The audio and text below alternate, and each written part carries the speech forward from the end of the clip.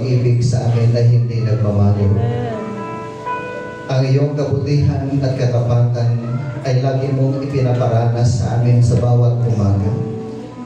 Maraming salamat po, Diyos. Salamat po sa iyong kabutihan, sa katapatan mo sa bawat isa sa amin. Hindi po kami, Panginoon, pinagkukulang sa lahat ng bagay, sa lahat ng aming pangangailangan. Binibless po kami, Panginoon, ayon sa aming mga pangangailangan. At minsan pa, ang iyong biyaya at pagpapala ay siksikling umaapaw, Panginoon. Salamat po sa lahat ng bagay na ginawa mo sa aming buhay.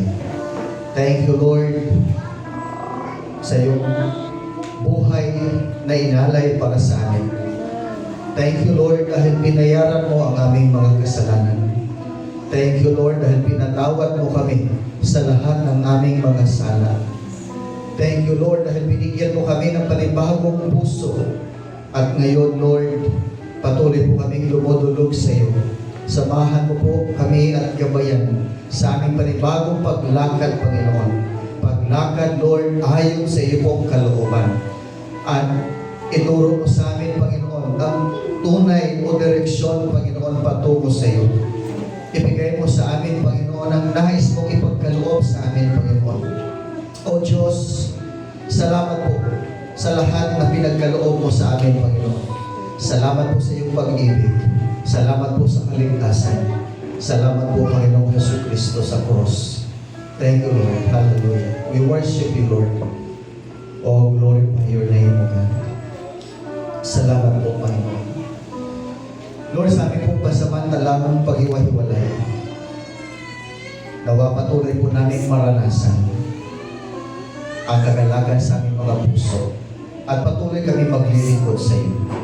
Pakaingatan mo po kami at ilayo sa anumang uri ng kapahamakan. Ilayo mo po kami maging sa anumang uri ng karamdaman. Huwag niyo po pahintulutan na kami po ay matalo o madaing ng anumang tukso.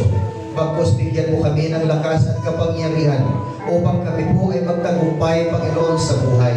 At patuloy naming lalabanan ang anumang gawa ng kaaway sa tulong mo, Jesus, sa lakas at sa kapangyarihan mo, Panginoon, na taglay-taglay ng bawat mga anak mo, Panginoon.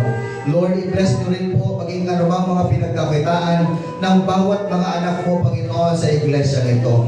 Ingatan niyo po ang bawat manggagawa, Panginoon. Ilayo po sila sa anumang uri ng gawa ng kaaway at kapahamakan, Panginoon. Tulungan mo sila at pagpalain ang kanilang mga trabaho, Panginoong Diyos, upang sa gayon masustain, Panginoon, ang lahat ng pangailangan ng kanilang pamilya, O God. Ganon din po, O God, ang bawat isa, Panginoon, sa amin na nangangailangan, Panginoon, ng kagalingan, Panginoon, mula sa karamdaman. Lord, ang iyong mga kamay ay hindi po maiksi upang igawad mo, Panginoon, ang iyong kagalingan sa mga oras na ito. Ikaw ang higit na nakakaalam, nakakilala sa iyo pong mga anak, Lord. Ang aming pong panalangin sa mga oras na ito. Extend your hands, be upon them right now. And we ask, Lord, complete healing, be upon them, O God.